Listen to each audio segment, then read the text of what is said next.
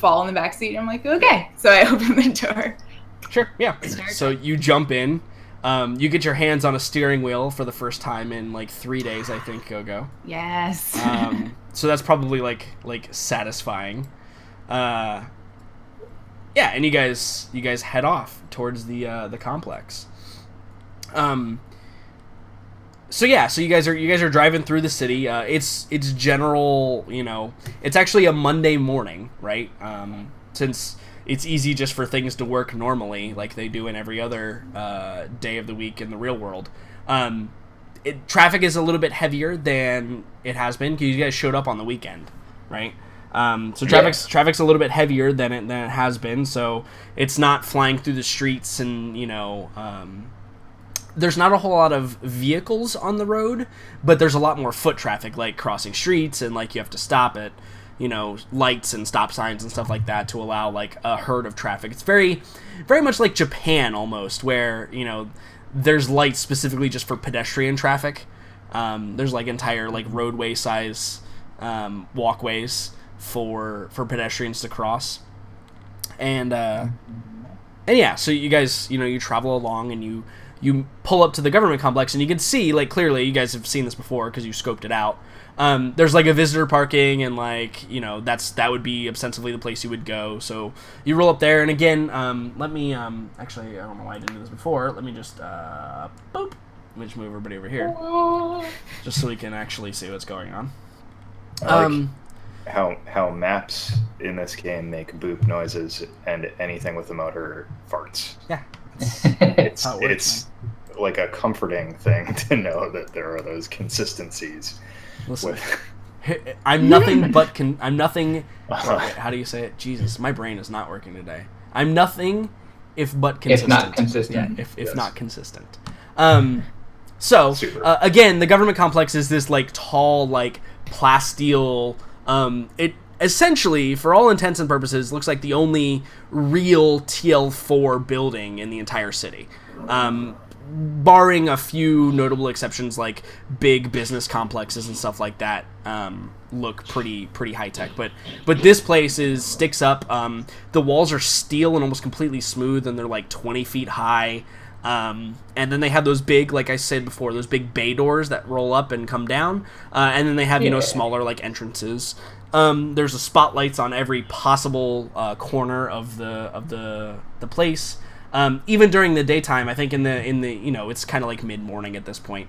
You can see that it's lit up, and like the spotlights are like actively searching, even like the surrounding areas, like the shadows and where they may fall. Really quite an ominous building as you approach. And you guys go and you pull into visitor parking, and you approach the visitor entrance. And outside you can see there's two like TL4 soldiers. They both have the rifles that you've seen them before, and they have like the insignia on their chest. And as you enter, they just give you a nod. This is the visitor entrance. You guys are clearly from off-world visitors, and you're going to go in. And when you enter in the visitor area, there's like a holding area as you first go through the door, and it's clearly like a checkpoint. So like the fact that the guards outside didn't say anything about weapons or anything like that. Here though, there's like, you can see there's detectors, and like they're TL4, like not metal detectors, but just like ordnance detectors, right? They basically just scan you at a molecular level to see if you're carrying anything illegal or like dangerous on you. So like going through that, it would be almost impossible to like get anything that they didn't want to come through. But you can also see that there's like a check counter, and it's all like it's like clean and pretty Spartan, and looks pretty professional in here. Probably drastically different from the rest of the places you visited on the planet, or at least on this side of the planet. Yeah. And you can see that like there's two more guards like that are running the detectors or whatever, and then there's a like a quartermaster behind the counter, who kind of like greets you as you come in, and he's clearly like instructing you to come over to him and check in. So you guys, I assume, walk up, and he addresses you, and he says, because I assume that like Oscar, you have your sword, and you have like your pistols on your hips, and that's a very safe assumption. right. Yes. Yeah. So I think he says he like evaluates the group of you from a glance, and he says, any restricted items, and he like points to a sign, and you can see it literally says no weapons, no explosives, like the typical like airport level, no-nos. And it says, will have to be checked in with me before you can enter the building. I walk up and, all right. And So you pull out your stuff. I disarm. Yeah, sure. Yeah. So you slap your sniper rifle. Do you have it with you? No, the rifle probably wouldn't. I'd just have the pistol with me. Yeah, so, it's not like super out of the ordinary to be carrying a weapon, right? So you put your pistol down, and like you see him, like he takes like pulls out like a data slab, and he opens it up, and he like writes down the serial number, and like checks your ID and gets your name, and like hands you like a claim ticket, right? And he like tags the weapon and puts it. He like opens up like a chute, and you hear like a pressurized psst, and he slips it in, and psst, and it seals up. And your claim ticket is actually like a hard ID card, and you can see on the different things, like there's slots where you would essentially like put the ID card in, and it would only open that up. So only your ID card can essentially get to your lockup. So it's a pretty secure like location. It's a pretty cool setup, but kind of standard too. Like you've probably seen 100 of these before. Yeah. Probably blown up a couple of them at some point. Maybe. Right. Yeah. Cannot confirm nor deny. Someone may or may not have wanted to give me my rifle back. Right, yeah, maybe, yeah, exactly. So, and you can see there's a whole wall of these banks of lockers of all varying sizes for different things. So do the rest of you like go and give up all your contraband? No reason not to. Sure. So Margot, contraband. I think Gogo, when you go up there, he looks at you and he says, he looks at your arm, your cybernetic arm, and he goes, no attached blades to that. She holds it up and she goes, nope, just an arm. He nods and he says, very well. And, locks your stuff up, gives you your key card. Boomer, I assume you do the same, blah, blah, blah. Boomer, what did you bring with you? Did you bring, like, everything with you? You're like, your you guys typical... actually hear me? Yeah, we can hear you. Okay, just so you know, I have no idea what happened in the last 10 minutes because my headphones completely died out from the... That's fine. You have to give up all your contraband items to the check-in. Basically airport-level contraband items. Okay. We're at a front security desk. Yeah, basically. Okay, I check in my vibro knife, or my mono knife. Your mono knife, yeah. So, you pull it out, sheath, and you hand it, and he opens up the pressurized container and writes on the serial number, all that jazz. Same thing. Hands you your little key card that's distinct for you. You're the only one that can open up that locker that is that key card. And then I think, like, he looks expectantly at Oscar. He goes on expecting for some moments. Sure, yeah. So, like, you've seen everybody, like, disarm themselves. Yeah, I think Oscar like makes a mock, like not a mock, but like a show of saying, "Oh, I'm sorry. This is a family. You understand? It's a religious thing. This is it's a family heirloom. I cannot part with it." I think he looks at you and he simply says, he's like, "That is fine, but you will not gain access."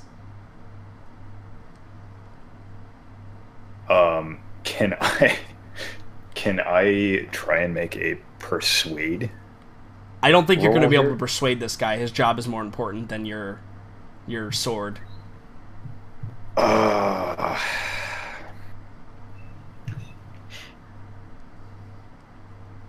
Yeah. Okay. I think Oscar like takes it off his back. So if does he just say something like, absolutely not, like you? Yeah, no. I mean, like if you go to try and persuade him, like, oh, this is my thing. He goes, mm-hmm. He's like, so this he probably actually recites possible skill check. Yes, I'm letting you know Okay. It's impossible skill check. Unless you want to cut down the 2 guards, you're not gaining access into the further parts with your mono sword. But I think that he does, like, he recites like a law to you, like their like local law that says you can't have the weapons inside the government complex. And then he says, but I understand. And he goes and you see him go down, like, step down from the desk, and he's actually, like, really short. And he walks down the desk that's all, like, plasteel barred.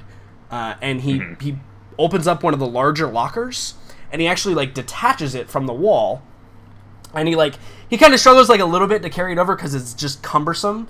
And he walks it over, and he sets it on the desk. And you can see that it's literally designed for things such as your sword. It's got, like, a padded interior, and, like, it's actually, like, a really nice box. And he puts, like, a thumbprint, or he scans his ID card, probably. Scans his ID card, and it, like, opens up, and, cracks open. And he goes... he like, expectantly says, he's basically showing you that if it is, such an important part, he won't even touch it. He'll literally just, you can handle the whole thing, you can seal it yourself, So in his head, Oscar is just sort of thinking, like, well, fuck. Because, like, now it's got to go into an even more secure holding pen. Right. And he can't, like, go back on it now. So, like, he has that moment of, like, ugh. And he puts it in, and he's like, what do I... He asks if... Yeah, I think in English, he responds, like, he walks you through the steps of, like, how to secure it, and like, when you hear, like, the psst seal, right, and then it just spits out a key card, like, for you to grab, no one else to touch, and you can grab it from there. Sure. Okay. And then he... Yeah. Good, like, me grumbling in his head, Oscar kind of just nods at the guy, takes the card, and, like, tries to take note of anything in the room that could hinder his access, and you let me know whether or not. Sure, I mean, so, like, the walls, whether or not the walls of lockers are behind, like, plasteel barred, like, a cage. It's essentially like a weapons cage, right? So there's the counter where that guy was, like, operating with you guys, but then there's obviously like a secure door behind the checkpoint that leads back, like, that's where he would get into it. So the bay of lockers is visible from where we're standing? Yes, absolutely. Yeah. Okay. It's like Oscar accepts this. Yeah, it's so like, imagine it like I'm going to use the hotel reference. So, like, when you have a hotel that has, like, mail slots in, like, the movies and stuff, where you see, like, all the mail slots, like, lined up, it's basically like, okay, no, even better. It's like a bank, and all the security boxes, they're all basically just behind a cage, behind the counter. Okay. Like, it's all visible. He's working directly in there.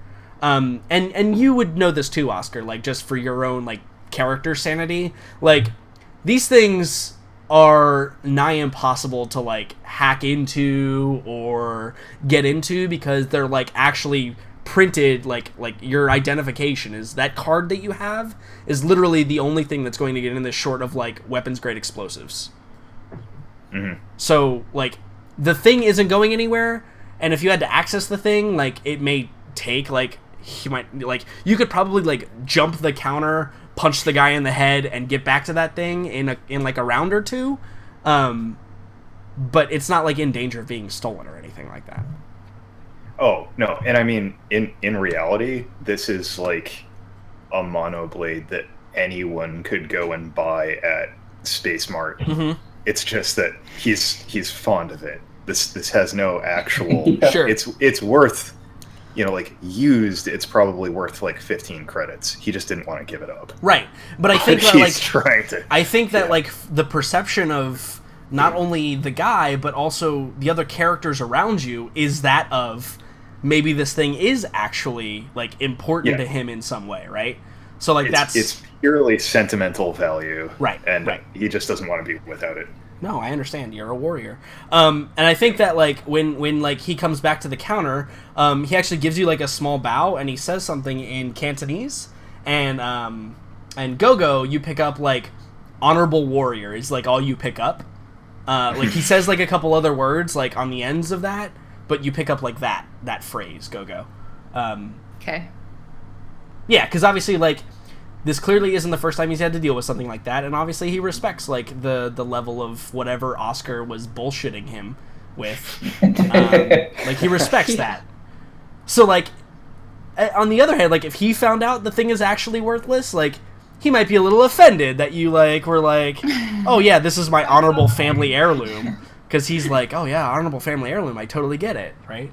Well, he did. Strictly speaking, he would have gotten it from his family, but Right. you know, Heirloom is Who a bought strong word for what it is. Yeah. Right. I got it. I get you.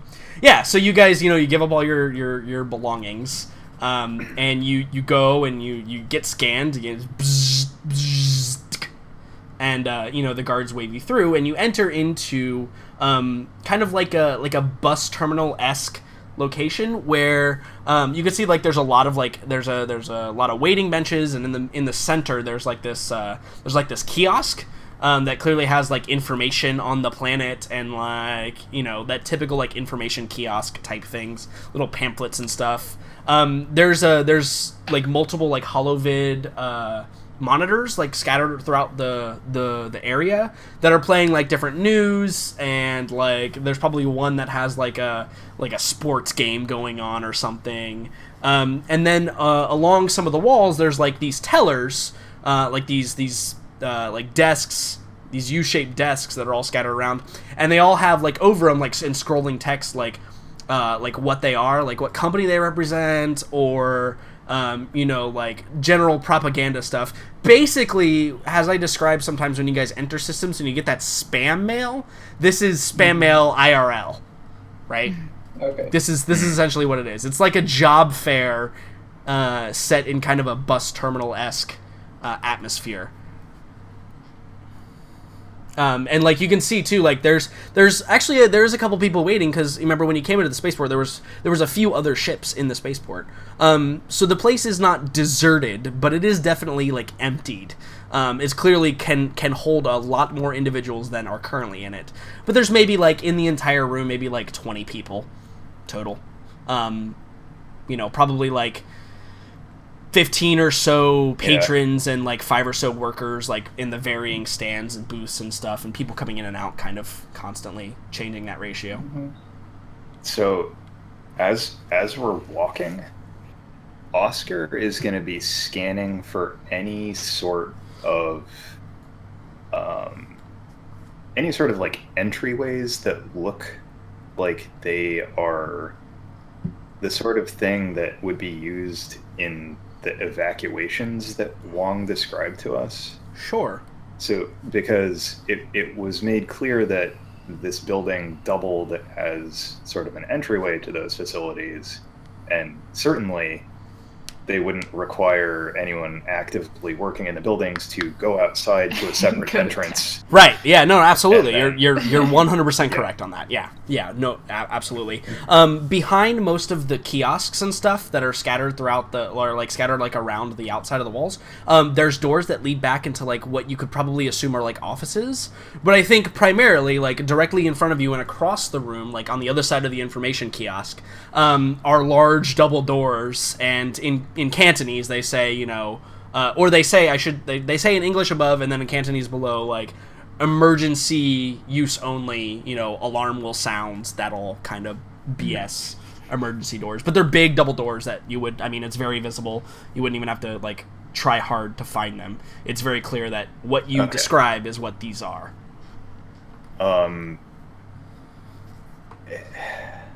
He is also going to be looking for an opportunity to inspect those more closely. Sure. But yeah, so, like, it may be a little premature to do such a milling about in this room is, that's what everybody's doing. So, like, yeah, there's no queues set up for people to go get jobs. It's literally just people milling about in the room. If you wanted to go just, like, lean up against the wall next to the doors, totally fine.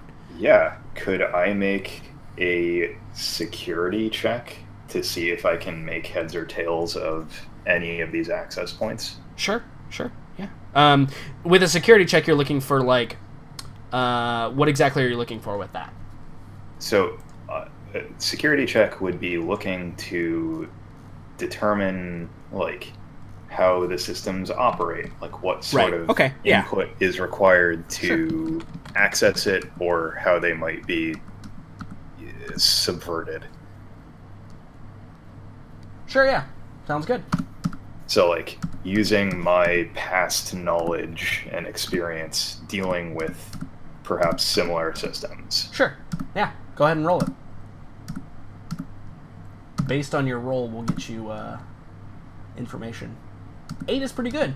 Yeah, so the doors seem the doors that lead into like the office areas behind like the kiosk or whatever are simple like card access. And it looks kind of like an all-user access because you see like people from different like areas going in and out, and you see people that are like that even like the patrons inside of here, like they'll walk up, like tap their credentials and go in to like have a meeting ostensibly or whatever they're doing back there. So it seems like an all-user access. The doors, the big emergency exit doors, are specifically like made for quote unquote emergency like egress. Like they don't have a lock on them. They don't have a like key code on them. They're meant to be used in a hurry in the event of emergency, right? Like that's their purpose.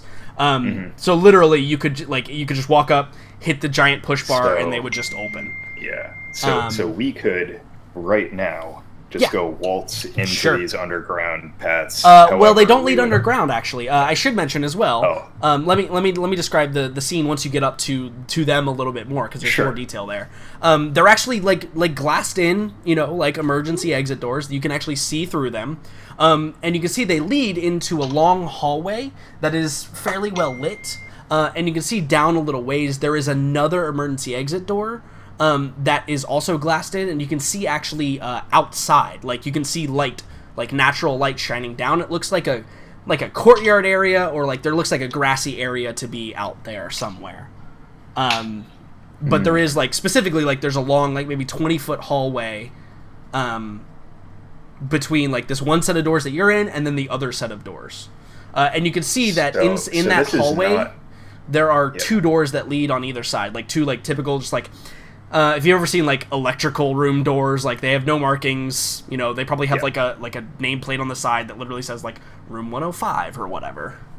Okay, so what I can see is not what Wong described to us.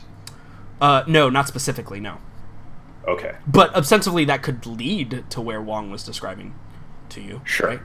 And it's my assessment that we could just waltz through. However, we would certainly set off some sort of an alarm. Yeah. This type of door is designed, whether or not that's a local alarm or a monitored alarm, you wouldn't, I don't think, be able to tell based on like just observing it. Like you'd actually probably have to like be on a terminal somewhere to look at where the alarm goes to, because that's just something you can't see with eyes. Yep. Okay, cool. I think I would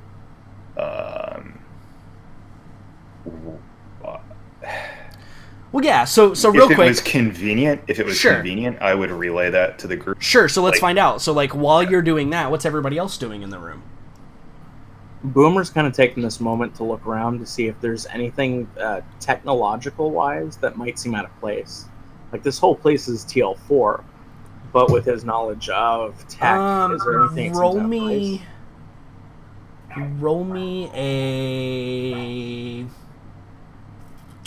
me a tech post-tech roll. I think that's appropriate here, because I don't think it's going to be hard to see the thing I want to describe to you, but it might be hard to identify the thing I'm going to describe to you. Intelligence or wisdom? Intelligence. Nice, an 8. The cameras in this room appear to be of a higher caliber than probably would be typical in a, like, job fair, right? Which may not seem out of place, because this is, from all intents and purposes, like a super secure complex, right? Like, from what you've seen, at least. But yeah, the cameras in here are fairly advanced at the at definitely TL4 maybe TL4 specialty camera level. Okay. After making that distinction, I would actually go up to the job kiosks. Okay. And taking a moment to center myself, what I'm going to try to do is, like, abstract probably should be using a computer to do this, but I want to try and correlate in my head, looking at what the descriptions of each job is, and trying to discern a ulterior purpose for it. Like, does it seem like they're requesting a lot of transports to go to this one area, or does it seem like they're looking for a lot of goods like this, or at this weight, or... You kind of see what I mean? Yeah, no, absolutely, I see what you mean. So you're looking specifically for, like, transport jobs, yeah? Yeah. Okay. Yeah, so I think that you look through, specifically, Boomer, you do see a kiosk that has Daybreak Enterprises scrolling by. Do you avoid that one? No, I don't avoid it, Okay. but it would certainly be the last one I go to. Sure. Yeah. I think that you see. I think you see probably one of the smallest booth. There's probably a woman sitting there who's clearly not from not a local. She's clearly I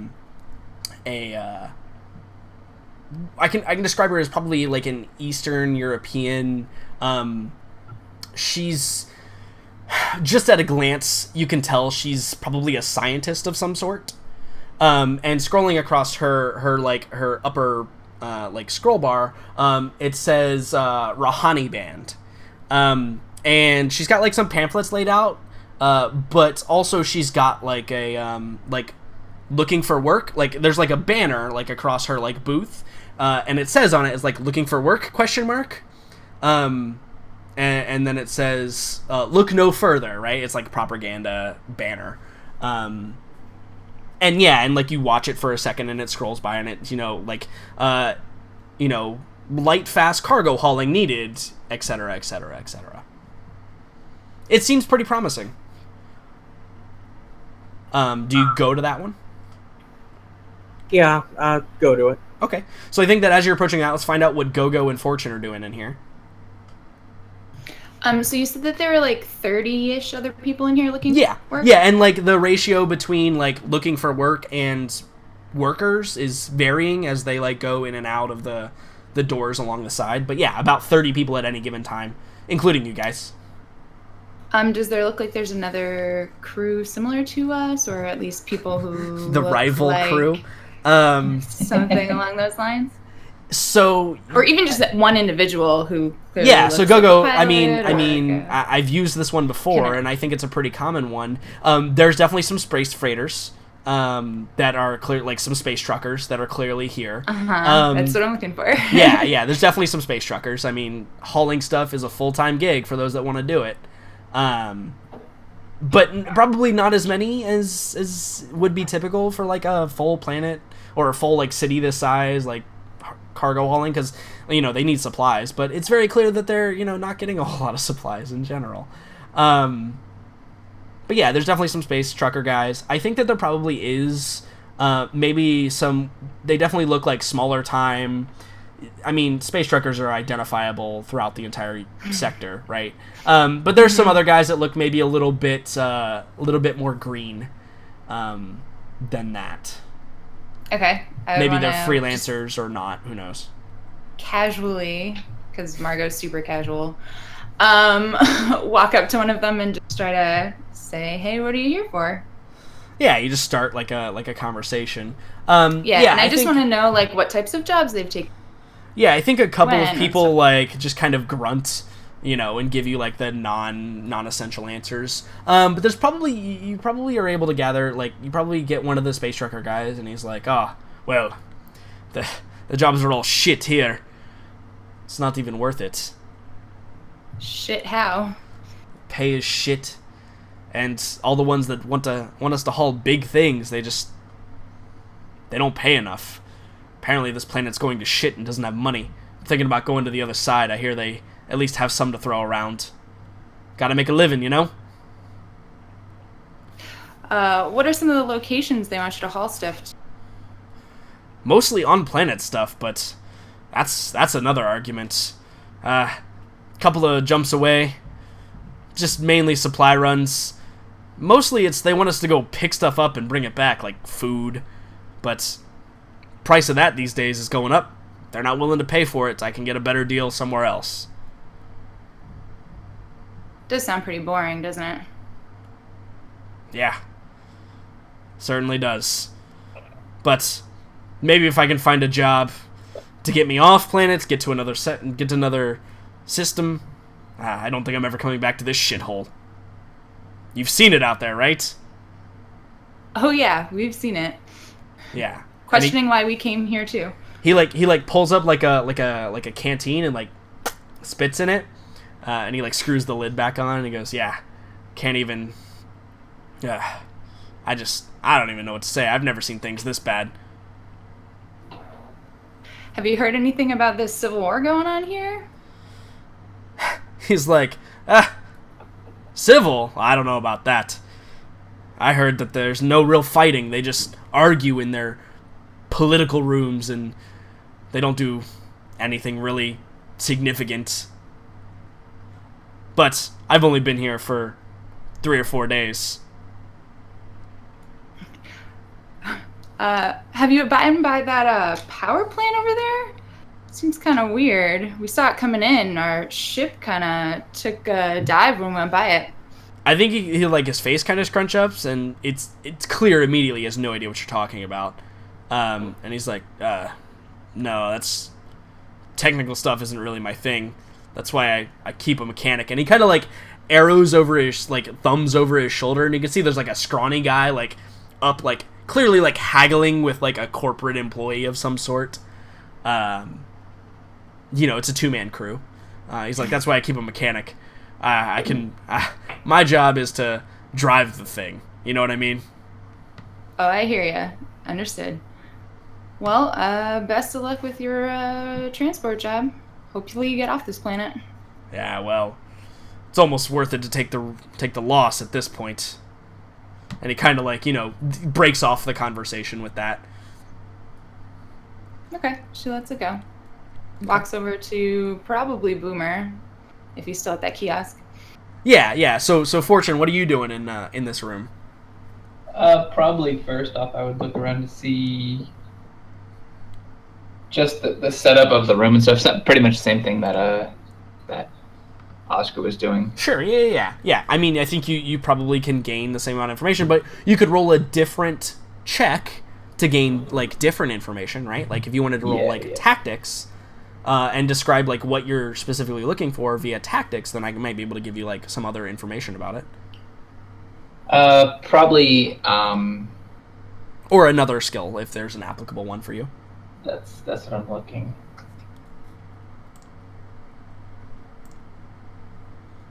Straight up perception might just give something interesting. Yeah, that's probably 100% just a perception check just to see what's around. Sure, yeah, based on wisdom, just you're looking. Are you looking for things like out of place, or just like like a generalized scope of the room? Just generalize. See if there's. Yeah. Sure. Yeah, go ahead and roll. Okay. 5 isn't great, but I mean, you're just generally looking around the room. I think that something of note that you can get, be it important or not, would be like you notice that the windows in this particular part of the complex are really high up. Like they're not within arm's reach. Like they're a good like 10, 15 feet off the ground because the room is fairly like tall. It kind of echoey a little bit, but the light shines in still. But yeah, they're just the windows are just really high. Okay. That's about it. Yeah, that's fine. So probably safe to assume that that's for security reasons. Sure. Right. Yeah. Sure. you there's probably a moment in your head where you're like, it'd be really hard to snipe into this building, or out of it for that matter. Yeah. Right? And then it's like that moment passes. So are you like hanging out with Oscar? Like, are you on either side of the emergency doors, like having the quote unquote telepathic soldier conversation about the room, right? Yeah, we're just discussing it through our individual actions and through non-verbally. Right, non-verbal communication, like head gestures and like like the scratchings of the neck and all those kind of things. Yeah. Yeah. Without necessarily trying, we you cut off. You said without necessarily trying. I said without necessarily putting effort into it, we're conveying. Yeah. I think that when you were asking for that like opportunity to tell someone what you found, like, yeah, he's the one that's not busy like maybe, and kind of like assisting, right? Right. Yeah. So Fortune then, since he's also interested, would probably be the one that I. Yeah. So like Fortune, you get obviously everybody will eventually have all that information, so you can just choose to act on it now. If you have an action that you'd want to take or like a plan to describe. But we can jump back over to Boomer. So Boomer, you approach the woman and she's like, she's wearing like a pencil skirt and like a blouse all professional done up, and she's got glasses and her hair up, and she's like reading a book and like flipping through it. And like you approach, and she quickly like closes the book and she pushes a strand of hair out of her face, and she sits up straight and she says, yes, how can I help you today? Putting on his best charming smile. Hi, actually, my crew and I were in the area and we're actually looking for some work. Well, obviously, gesturing to the fair around him. We specialize in some cargo. I noticed that you were looking for something for fast transit. Yes, we most certainly are. It is only one jump away. It's taking some supplies and some samples back to my group in the 606 system. Samples? I hope nothing too dangerous. Just no, of course not. Giving her that charming smile. Right. She's like, oh no, don't be. She's like, don't be silly. It's perfectly safe. It's all environmentally sealed. You won't have to deal with anything. It's not dangerous. There's nothing, anything like that. It's just some samples from some tests we've been doing on this planet. Is that totally proprietary, or maybe you could tell me about the tests? She's like, oh, well, it's all very technical and not really my expertise. I'm more the face of the operation. I know the feeling. Just kind of raising an eyebrow at her again, smiling. I think she chuckles. Yeah, she's like, yes. Birds of a feather, they say. That is what they say. Well, you mentioned it was a jump just to 606. Yes, it's simple, and it'll pay well. We really do the fast thing because we want somebody to come over and pick up on the job fast. It doesn't necessarily have to get there once we give it to you fast. Just safely is more important. It's mostly just a tagline to draw people in. People like quick jobs that pay. I fully understand the advertisement marketing. I've got a crack pilot and a pretty good crew. I'm sure we might be able to help you out. Well, that's wonderful. Tell me, are you freelance work or do you associate with anyone? At the moment, we're looking for some side work, but generally we work out of a different corporation. Oh, that's well. Yes, well, so here's some paperwork, and she fumbles a little bit and grabs a clipboard and starts getting some paperwork. When she fumbles, I'm actually gonna reach and actually very gently take her hand and help her. And sure. Just, if she were to look up at me, just kind of giving her a wink. Yeah, I mean she does, because this is narrative, right? Yeah, she does, and she blushes a little bit. And she says, "Oh, thank you. Yes. Here, just fill this paperwork out. We just need to know the individuals that will be accompanying you on your ship, and their identification, and then the class of ship, and then the standard kind of operating procedure for a legitimate delivery." But Boomer, you probably look at it like, I've never had to fill this shit out because Giorgio's always the one that fills that shit out for you, right? Right. So at this point, would my perception check have picked up the fact that he's probably trying to get work for us? I mean, yeah. I think you guys at this point are both leaning, soldiery up against the wall over by the emergency exit doors. And yeah, you could probably see like Go-Go talking to the space trucker, and then you can see Boomer like talking to the woman, like, Paperwork being passed. Paperwork being passed. Yeah, for sure. Probably look over. I would like to. Let's see what Boomer, what kind of trouble Boomer's trying to get us into. I would like to point out though, no one's really ever seen Boomer specifically like this before. Sure, yeah. Boomer's turning on the charm. He's turning on the Flynn Rider right now. Yeah. So I think that's probably a perfect moment for Go-Go to walk up. Yeah. As in all things. Uh-huh. And I think that, like, as you walk up, at this moment of, like, where she's, like, you see the woman kind of blushing and, like, handing paperwork over, and you see, maybe you catch just, like, the smirk on Boomer's face, and then she sees you, and, like, she, like, straightens herself up, and she's like, "Ah, welcome. How can I help you?" I would probably be like, "Aw, now isn't this sweet? I don't mean to interrupt." And she goes, "Oh no, in fact, we're working on a job opportunity for this fine gentleman here. Are you here to inquire about a job as well?" I am, but it seems that that's already been done for me. I like kind of saddle up right next to Boomer. Sure, yeah. She does the like look from one person, look to the other person, look back to the first person, look to the I'm second still person. maintaining eye contact with her, and every time she looks at me, I wink. Sure, yeah. So there's like a rapid succession of like 3 winks, and she's like, "Oh, you're a member of the crew. Well, that's fantastic. Not much of a spacefarer myself, but you understand. There's a spot for you in the paperwork if you want to help. I'm sorry, I didn't get your name." Go-Go. And what's yours? It was clear that she was like looking at Boomer for his name, and you say Go-Go, and she goes, "Oh, yes, my name is Marietta. It's a pleasure." And she stands up and extends her hand to shake yours. She shakes it. Sure, yeah. Yeah, and then she looked expectantly at Boomer. So does Margot. Waiting for Margot to kind of release Marietta's hand, and then I'm going to take it very delicately in that very gentlemanly fashion of an other world. Sure. You can call me Boomer. Those are Hardest eye roll ever. From sure. Margot. Yeah, the eye roll. You literally detach your corneas, roll a new character.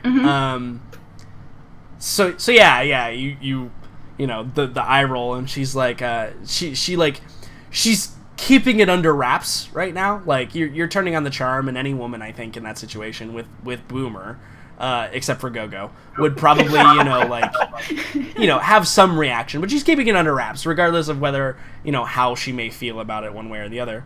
And she's like, "Oh well, those must be nicknames. Yes, this can't possibly be your real names." When you've been in the business as long as we have, you kind of get around, and nicknames stick. But I'll tell you what. Once we're finished with this, how about you call me anytime? She's like, "Haha, also a good nickname, but I'm just asking because we need to make sure that your legal name is on the documentation." She kind of like taps the clipboard, like, "You just need to make sure your legal names are on the form." Or I understand. Everything will be in order for you. Clearing customs can be difficult sometimes. I'm just going to talk to the rest of my crew about this. Thank you.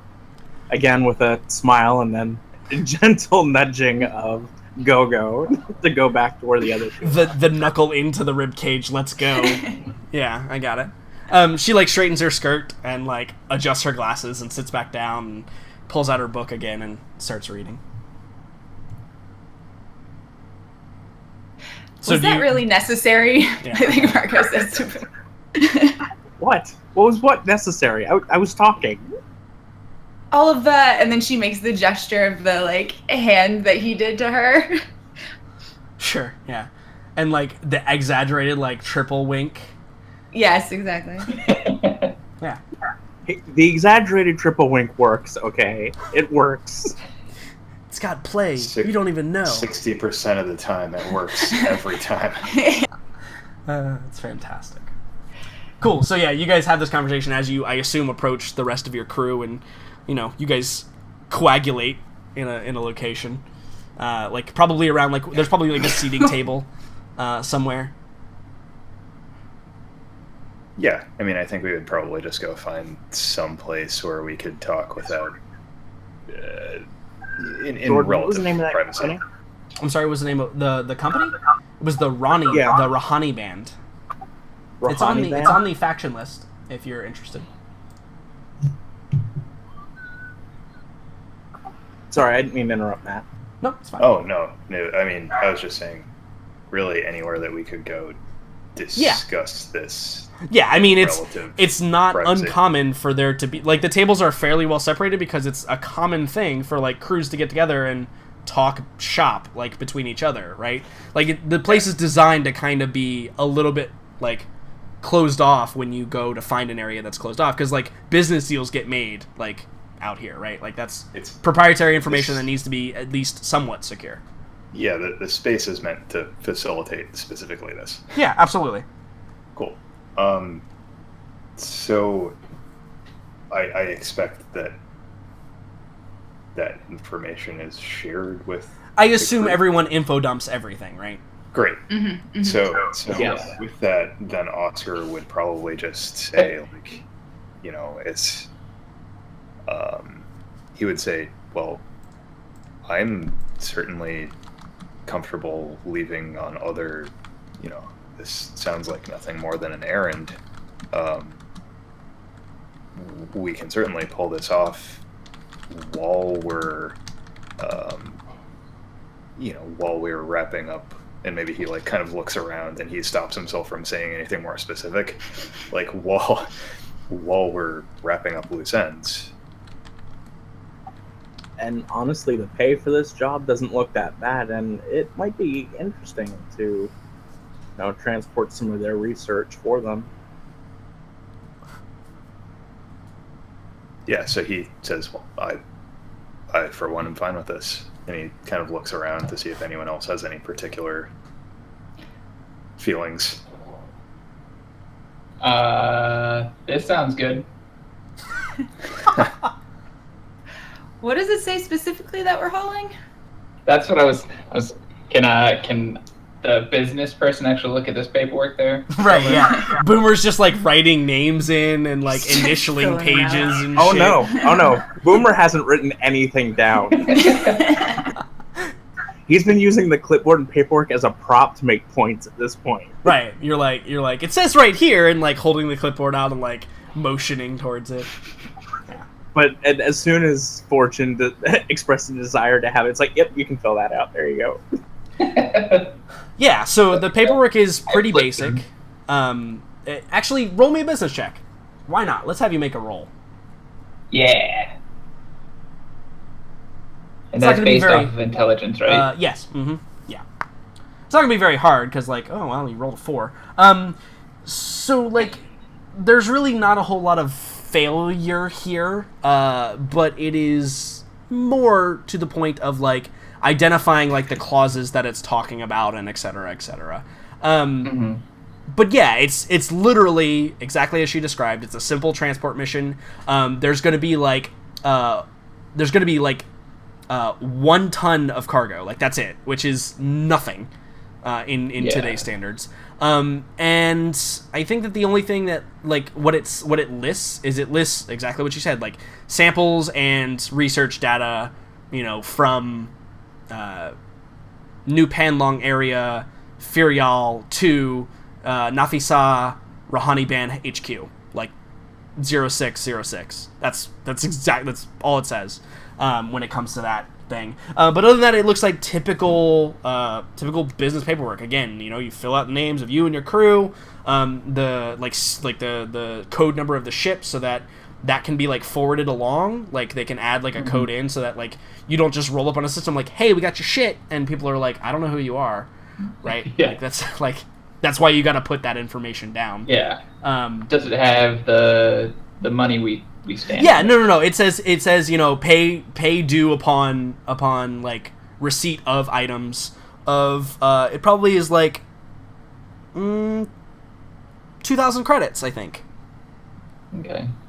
Which So, yeah, Oscar, when that figure comes, 2,000 credits. Because remember, will this even cover our travel costs? You said we were doing this unofficial capacity. Westwind will not cover our fees. Unless we do this before we get back to Natalia and tell her that we had to take this to keep our cover as Exactly. transport. In which case she said she was covering all our expenses until we were done with her.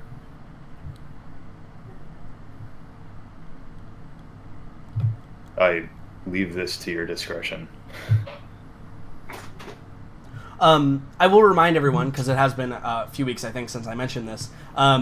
Westwind doesn't necessarily like make you pay for your own shit. They'll deduct it from how long it should have taken you to do their mission. They'll deduct based on like the amount of time extra you went over on your like total pay. So like I think someone would be able to figure out like this would definitely be a little more profitable to go take care of before headed back to Westwind. Yeah. Not Okay, much, so but it would somebody- totally would be more profitable. Like there's not a loss here unless you get like tied up with some shit. Like that's right, that's the only if you guys jettison something into space accidentally, like that's Like eggs? Accidental. right. Yeah, like eggs. Yeah, like Exactly. eggs. Okay. Sure. Well, okay, then we don't need to go through that. I was just trying to So, get a yeah. sense of whether or not this was actually worthwhile as a venture, or if we would be like losing money on it. No, this would definitely give us pocket money. Sure. I mean, if that's established, then Oscar's all for it. He would go along with it and say, yeah, if we can accomplish this alongside what we're already working on, I see no issues. Then it's agreed upon. Let's do it. Cool. Onward. I fill out the information needed, Yep. and I'll walk back over to the lady and leave Boomer at the table. Well, Boomer will probably follow me over. Yeah, Boomer does follow him as he like gets up from the table. Oh yeah, absolutely. Yeah, Boomer's no, got I a would seal even of the deal. I would even take it from Fortune and just be like, no, I'll take care of it. It's okay. Yeah, no, I got it. Yeah, it's fine. Yeah, Well. yeah. Yeah. Yeah, so you take it back over there, and you can see like I think that she's talking with someone as like you're walking up, and then like they shake hands, and like that guy walks away, and like you walk up, and she's like, "Oh, Boomer, yes. Have you completed all of your paperwork?" I'd hand it to her with a smile. Yep, everything's completed. It's even got our real names on it. Yeah, and I think what she does is like she takes a clipboard, and she like you see her finger like scroll down to the names. She looks at you, and then she looks down. She looks at you, and she goes, "You don't look like an Arthur, so I'm going to go with Nate." Quite perceptive. Is that short for Nathaniel by any chance? Actually, it is. Always liked that name, and she slides the clipboard like in like a chute, like or no, she takes the papers off. She like puts it in like a chute, and like whoosh, it takes the paperwork away. And she goes, "Well, very well. Now it's just to determine when you'd like to receive your delivery, so that you can be off with the mission." I actually think we're on our way out now. So you'd like it delivered today? Please. Very well. We'll have someone meet you. And she like, she probably like gives you like a compad code, and she says, just dial this number when there's a representative at your shift to receive the delivery. Not a problem. Thank you again, Marietta. She's like, and thank you. At that point, I would just quickly go to where the crew is gathered. All right, we're leaving. Now, back to the ship, now.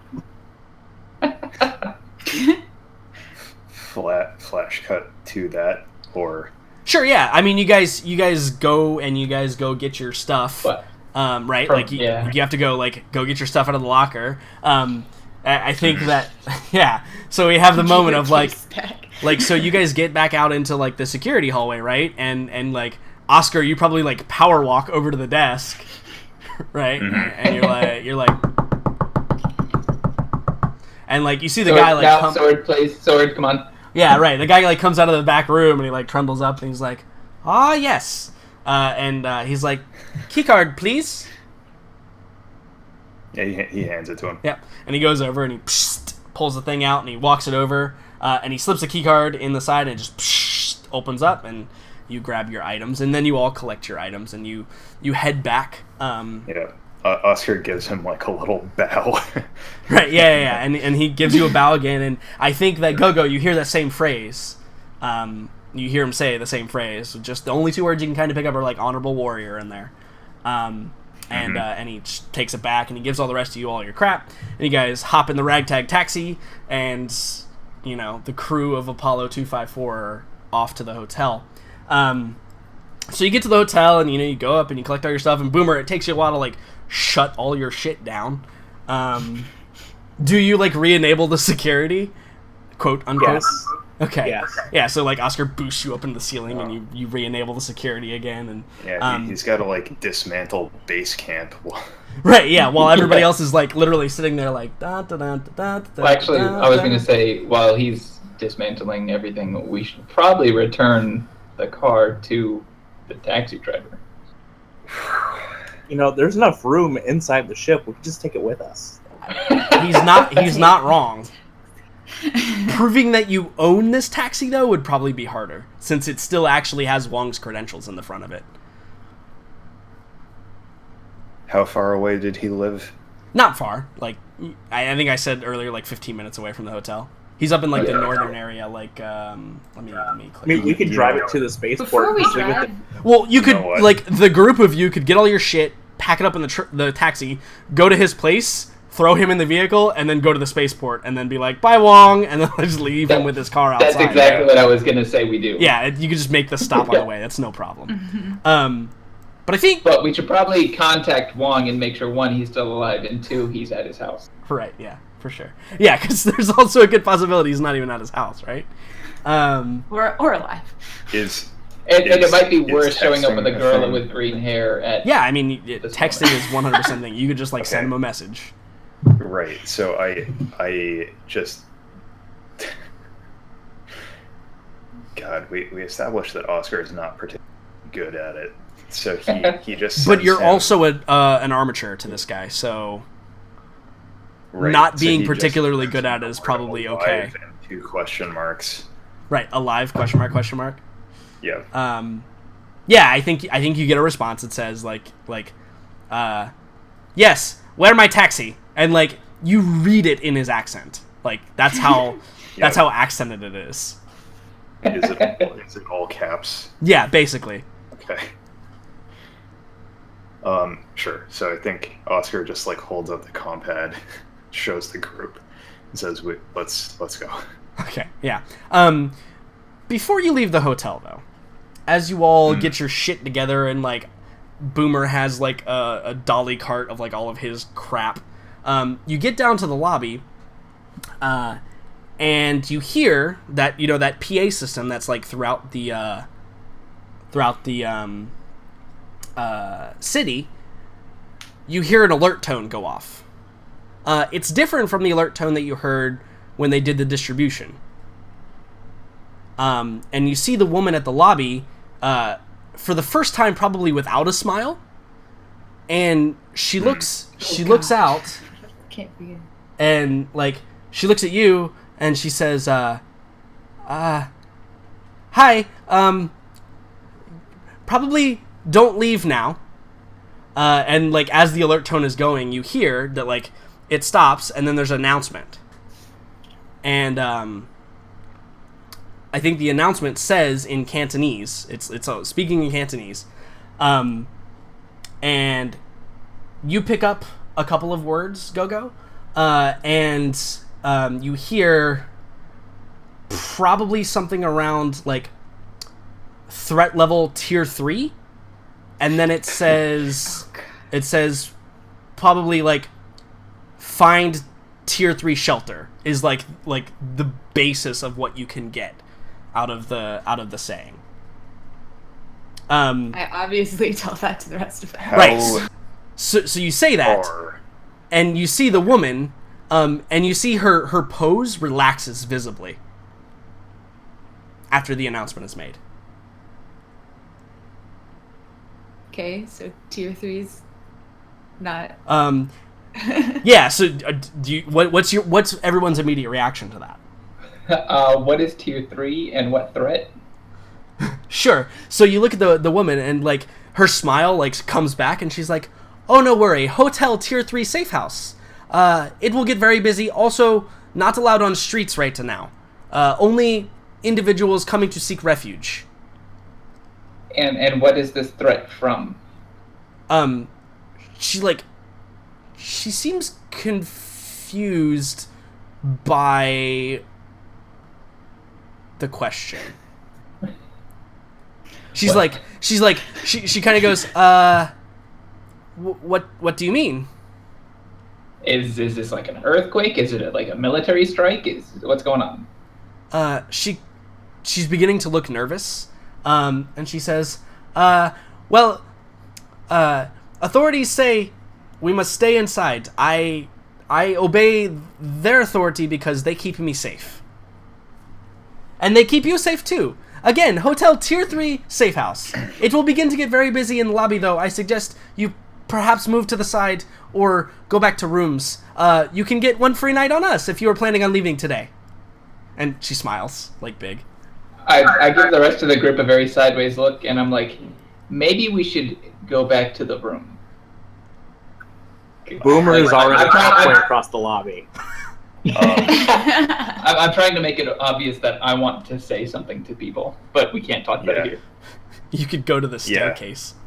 So Boomer is going to be disappointed that we're not actually going to, but he follows. Sure. Oscar kind of herds them into a stairwell. Yeah. So you guys get up to like a landing and like herd them onto a landing, right? Yeah. Yeah, sure. Yeah, so I say as soon as they're like away, in a somewhat quiet area, Oscar just says like, we should probably worry about being cut off from the ship. My idea is, one, this building isn't tier 3 from anything. I don't care what the threat is. Earthquake, military strike, this isn't going to hold up for anything. So I'm thinking this is just a way to get everybody off the streets, to get something through the streets without being seen. This is entirely possible. So I want to see what's going on now. Are there... I agree with Fortune. I say we go to the roof. As you have like your carts of shit. To be fair, I don't actually need a cart. That's I'm true. strong enough to carry it. Yeah, you can put it. You can throw it all in your back. In fact, do I still have that picture? Continue. You might be throwing stuff in other people's backpacks without us knowing. So, do you see this character right here? It's super tiny. This was my character for the other campaign. You see his backpack? Yeah. That's basically what I imagine all technicians in this game to be wearing at any given time. Anyway. Yeah, so you guys want to go to the roof? Yes. Oscar wishes to be on this ship, but that's not likely to happen. I mean, I didn't say that. Well, I mean, we can definitely go out in the street and try driving around. This is a tabletop role-playing game, sir. You guys can do whatever the hell you want. So I think, what Oscar is trying to convey is that there is some plausible deniability here if they get caught as outsiders. So I think he would say, we can take off in the cab and see what's going on. That, we're effectively tourists here. What could they possibly do to us? When the tone went out and the speakers, it was only in Cantonese? It was only in Cantonese. Alright, I side with Oscar. To the taxi. I agree. I'd feel more comfortable on the ship. So you guys trundle back down the stairwell, and as in every good action movie, as you guys get back to the lobby, there's like a herd of people there now. And you can see the woman and the doorman are all like signing people in and like assigning them rooms, and like everybody's moving in. They're moving a little bit at a hurried pace. The individuals in the room, like people are trying to crowd into the building. It's definitely more of like a sense of urgency than like the distribution tone when that occurred. And in addition, of course, you hear the tone go off again. And Go-Go, you most definitely hear threat level tier 2. As we're walking, the threat level Oscar is upgraded. As we're walking, Oscar is on his asking Wong what tier 2 means. Yeah, I think. Do you guys want to take a break there, and then we'll get Wong's reply when we come Sure, back? that works. Yeah, that's good. Cool, awesome. Okay, let's take a quick little break.